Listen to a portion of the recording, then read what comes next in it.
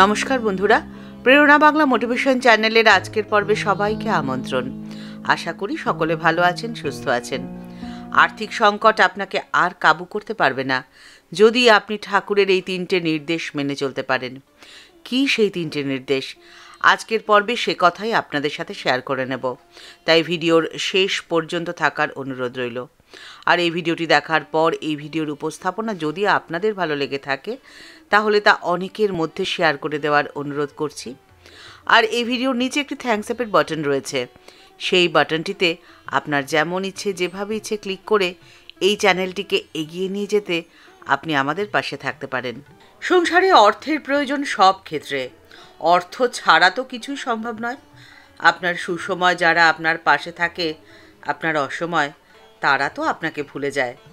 এটা কঠিন বাস্তব, আর এই বাস্তবতার মুখোমুখি হননি এমন অভিজ্ঞ সংসারী মানুষ খুব কমই রয়েছে। এদিকে ঠাকুর বলছেন জীবনের উদ্দেশ্য হলো ভগবান লাভ করা। আচ্ছা, ভগবান লাভে মন দিলে কি করে আর্থিক উন্নতি সম্ভব? এ প্রশ্ন মনে আসাই তো স্বাভাবিক। ঠাকুর বলছেন যদি ঈশ্বরে মনটি রেখে সংসারের সমস্ত কাজ করো তাহলে সব সমস্যার সমাধান আপনিই হয়ে যায়। কিন্তু যদি সংসার নিয়ে মেতে থাকো তাহলে কিচ্ছুটি হওয়ার জো নেই। কারণ যারা সংসার নিয়ে মেতে থাকে তাদের মন হয় অস্থির, অশান্ত। আর অশান্ত মনে কোনো কাজই সফলভাবে করা সম্ভব নয়। আপনার জীবনে, আপনার পরিবারে আর্থিক সংকট কোনোদিনও হবে না যদি ঠাকুরের নির্দেশে আপনি বড় লোক নয়, বড় মানুষ হয়ে উঠতে পারেন।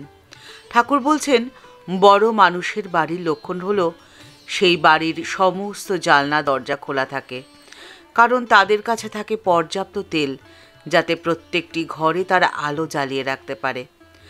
আপনাদের মনের জ্ঞানের দরজাটিকে আপনাকে খুলে রাখতে হবে, তবেই আপনি হয়ে উঠতে পারবেন বড় মানুষ। আপনাকে প্রথম কাজ এটিই করতে হবে, আপনাকে বড় মানুষ হয়ে উঠতে হবে। আপনি যদি ধীরে ধীরে জ্ঞানী হয়ে ওঠেন তাহলেই আপনি বড় মানুষ হয়ে উঠতে পারবেন। আর জ্ঞানী হয়ে উঠতে গেলে আপনার ভেতর থেকে অবিদ্যাকে দূর করে দিতে হবে। একদিন দক্ষিণেশ্বরের ত্রৈলোক্য ঠাকুরকে প্রশ্ন করছেন, ঠাকুর, অবিদ্যা কি জিনিস? অবিদ্যা বলে আবার কোনো জিনিস আছে নাকি? ঠাকুর উত্তরে তাকে বললেন, অবিদ্যা হলো অভাব গো। যেমন অন্ধকারে আলোর অভাব হয়, ঠিক সেরকমই অজ্ঞানতাতে হয় জ্ঞানের অভাব, তাকেই বলে অবিদ্যা। যেমন একজন ঘরে রয়েছে, সেই ঘর বন্ধ, ছাদের ফুটো দিয়ে একটু আলো আসছে সেই ঘরে। মাথার উপরে ছাদ থাকলে কি সূর্যকে দেখা যায়? একটু আলো এলে কি হবে? কামিনী কাঞ্চন হলো ছাদ, ছাদ তুলে না ফেললে সূর্যকে তো দেখা যাবে না। সংসারী লোক যেন ঘরের ভেতরে বন্দি হয়ে রয়েছে, অবিদ্যায় বন্দি। তাই জ্ঞানরূপ সূর্যের আলো তার ঘরে ঢোকে না, সে থাকে বদ্ধ হয়ে। নিজেকে মুক্ত করতে হবে। যদি নিজেকে মুক্ত করতে পারো তবেই যে হয়।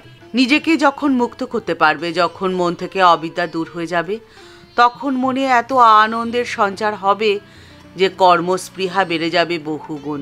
জীবনে আর্থিক সংকট দূর করতে, আর্থিক সচ্ছলতা আনতে শুধুমাত্র একটি পথ দিয়ে যে অর্থ উপার্জন করতে হয় এমনটা নয়।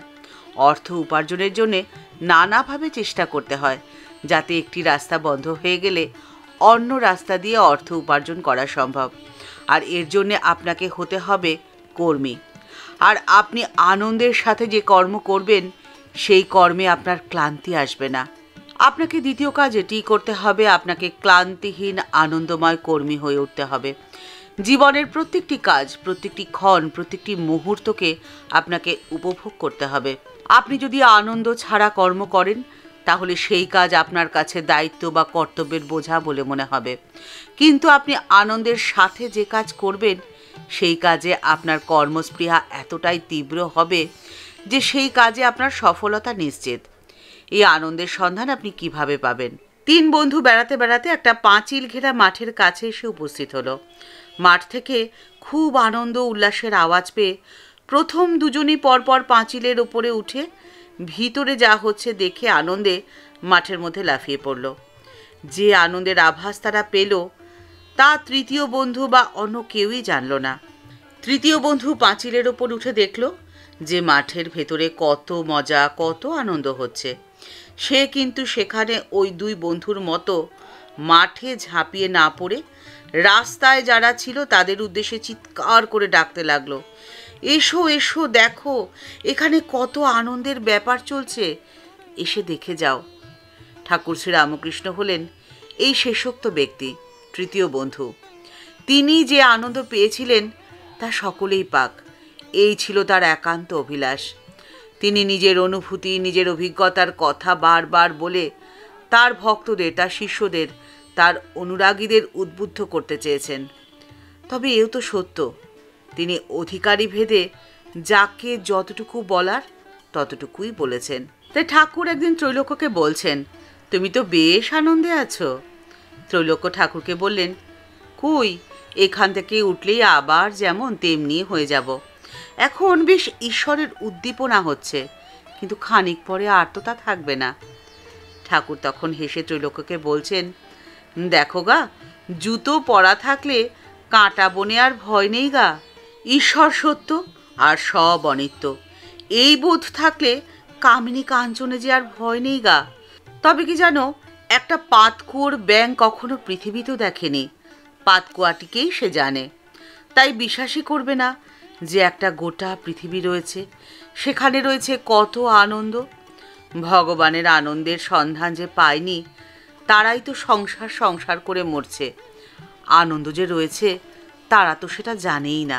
আর্থিক সংকট দূর করার তৃতীয় উপায়টি হলো, আপনাকে অর্থ উপার্জন করলেই শুধু হবে না, অর্থ কোথায় কিভাবে খরচ করতে হবে, কতটুকু সঞ্চয় করতে হবে, কতটুকু দান করতে হবে, সেই খবরও আপনাকে পরিষ্কার এবং সুস্পষ্টভাবে জানতে হবে। একদিন ত্রৈলোক্য ঠাকুরকে বলছেন, ঠাকুর, সংসারে থাকতে গেলে তো টাকাও চাই, আবার ঠিক সেরকমভাবে সঞ্চয় করাও চাই, খালি দান ধ্যান করলে কি আর হবে? ঠাকুর উত্তরে তাকে বললেন, কি, আগে টাকা সঞ্চয় করে তবে ঈশ্বর? আর দান ধ্যান দয়া?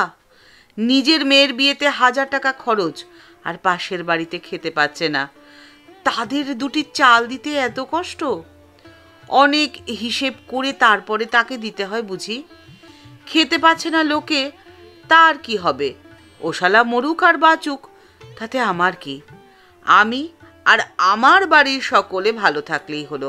যার মনের মধ্যেই আমিত্ব ভাব রয়েছে, যে শুধু নিজের কথা, নিজের সন্তান সন্ততির কথাই দিনরাত ভাবে, তার আর্থিক সংকট কোনোদিনও ঘুচবার নয়। সে যতই তার দুটি হাতের মুঠি বন্ধ করে দুহাত দিয়ে আগলে রাখতে চাইবে তার সংসার, ততই তার মুঠি আলগা হয়ে যাবে। এটাই বাস্তব, এটাই সত্যি। তাই সবসময় সর্বজীবে দয়া, এই কথাটিকে জীবনে গ্রহণ করে সংসারে চলতে হয়। কারণ প্রত্যেকটি মানুষের মধ্যে রয়েছে পরমপ্রিয়া, কারণ প্রত্যেকটি মানুষের অন্তরে রয়েছেন পরমপ্রিয় পরমেশ্বর। আপনি যদি মানুষের কথা ভাবেন, তাহলে ভগবান ভাববেন আপনার কথা, আর ঈশ্বর যখন আপনার কথা ভাববেন, আপনার ভারটি নিজের হাতে তুলে নেবেন, তখন আপনার আর ভাবনা কি আছে?